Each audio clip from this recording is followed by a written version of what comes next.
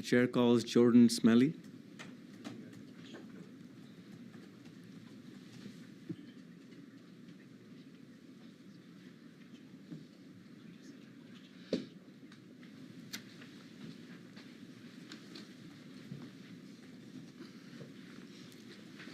Thank you for being here. We show that you're registered as Jordan Smelley on behalf of yourself, and you're for the bill. Is that correct? Yes. Right. Thank you very much. You can begin. Hello, committee members. It's so good to see some of you again because I met you last session. I'll be letting you know the reason why this bill should pass for reasons that you typically will not hear because of the personal lived experience I have.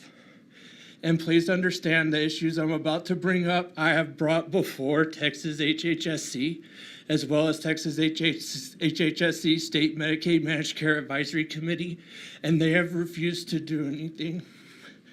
So April 29th, 2024 was almost the last day on earth for me.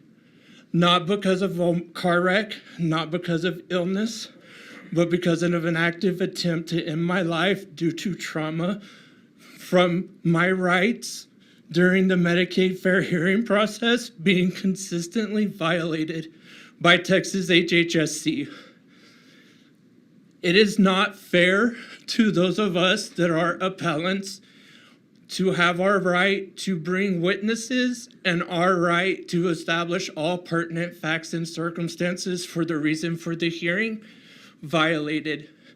Because what happens is when it's a case for a prescription denial, I'm not sure what y'all understand about this, but the managed care organizations are not the ones that write policy. It's Texas HHSC vendor drug program. And the moment Texas HHSC drug vendor program knows that their policies are going to be questioned as to how they do not violate the protected rights of persons with disabilities, they refuse to show up. And I will use some terminology that I know you, Representative Cook and Ramos, will know because you're lawyers. Section 1211 of the HHSC Fair and Fair Hearings Handbook is potentially ultra-vires policy to the extent that it conflicts with 1 TAC 357.51C, which is the TAC code that specifically states the hearing officer has the right to require relevant agency representatives or witnesses if necessary. And what Texas HHSC has done through internal policy has created a loophole that allows their departments to escape accountability to federal statute. So I am here today to ask for your support in sending Texas HHSC a message that the legislator will not tolerate the violation of federal and state statute and will not tolerate them legislating to try and get around state statute that was passed by this body. Thank you. I'm really sorry about your experience, and thank you for testifying today. I think Representative Tinderholt has a question. Thank you, sir. You seem a little nervous, but I'm going to tell you did a good job today. Thank you for coming today, and I just want to make a statement. I've never met you, but the fact that you're a mental health peer specialist after what you went through says a lot. I was in the military, and in that industry, there's a lot of people that at some point in their career end up thinking about suicide. The fact that you are a peer specialist with mental health says a lot about you. I want to say thank you for coming today. I want to tell you to slow down a little bit because you did a great job. You shouldn't be nervous at all. You have the right to come here and do this, so thank you for being here and thank you for sharing your story with us today. I really appreciate it. You're taking something in your life that was really rough and you're turning it into something really good by being here and by helping others with those issues. So thank you very much. I appreciate it, Jordan. Thank you. Representative Curry. I want to echo that, and I want to say, first and foremost, you did a great job. You did go very fast, and I know when you're under a clock like that, which we have to get under those sometimes as well, and it's difficult. We do appreciate this. I think you exemplify this bill. I think you exemplify what this is trying to do. is bring out issues, for whether it's individuals or business or whatever it is, where we have agencies that are tromping on the rights of our citizens and our businesses and our landowners and all the various different things. And so I totally applaud that just your courage to come do this.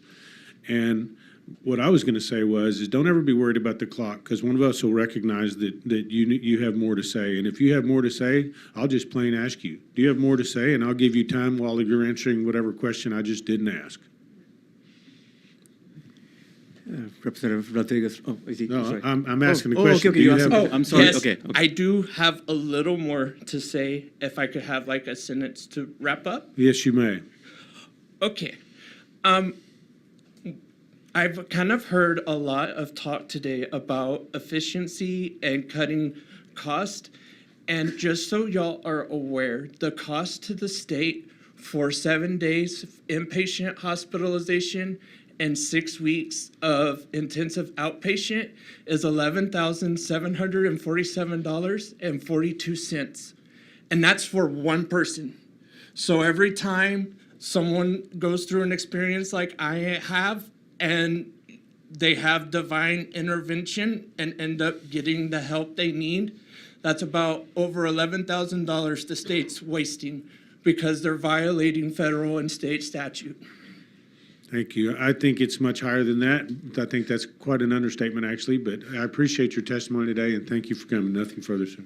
Thank you. Representative Rodriguez Ramos.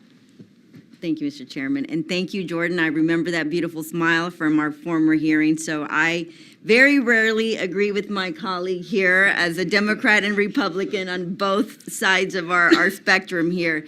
I agree with him in that you did amazing today, and I want to thank you for making sure you're shaking us up and paying attention to the reason we're all here is to protect people like our fellow Texans like yourself. So thank you so much for being here, Jordan, today. Thank you. Members, any other question for the witness? No. Thank you so much for being here. Really appreciate it.